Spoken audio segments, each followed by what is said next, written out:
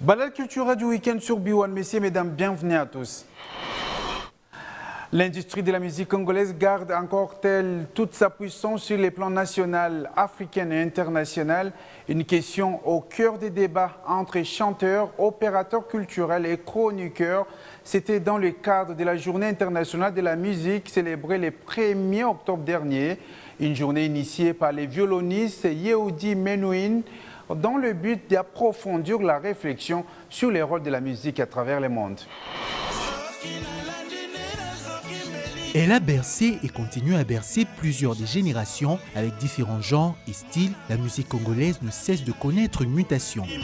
En ce 1er octobre dédié à la célébration de la musique, chanteurs, chroniqueurs et férus de la musique congolaise ont discuté sur les contours de cet ingrédient indissociable aux circonstances de l'homme. Si on voit la musique congolaise aujourd'hui, moi je pense qu'on a perdu au niveau de l'organisation, pas au niveau de la force. Parce que vous verrez, le jeune qui vient de mourir récemment, le DJ, en fait, je crois, qui dira un jour à la télé que si quelqu'un ne reconnaît pas la musique congolaise, c'est qu'il ne vaut rien. Parce que le soubassement de toutes les musiques maintenant, c'est parti de la musique congolaise. Il y a le Zouglou qui est parti de 4. Il y a Décalé qui a fait la même chose. Il y a tout le monde a chippé quelque chose, mais la façon de valoriser maintenant, ça n'a pas été la même.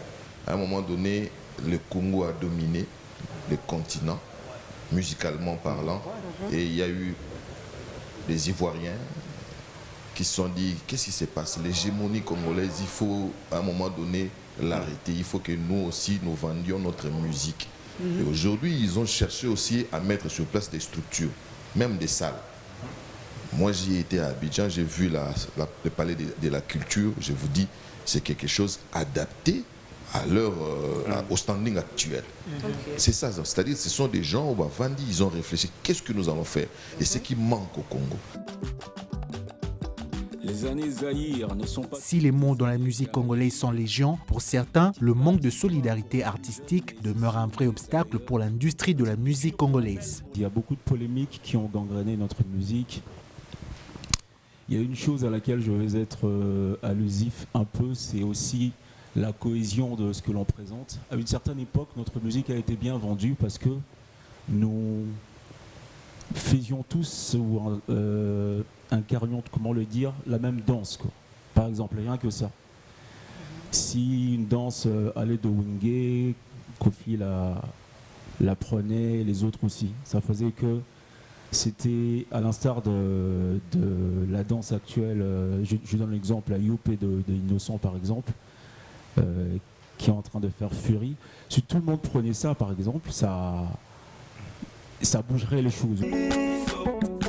Soulignons que la fête de la musique est mondialement fêtée le 21 juin, contrairement à la journée internationale qui, elle, est célébrée le 1er octobre.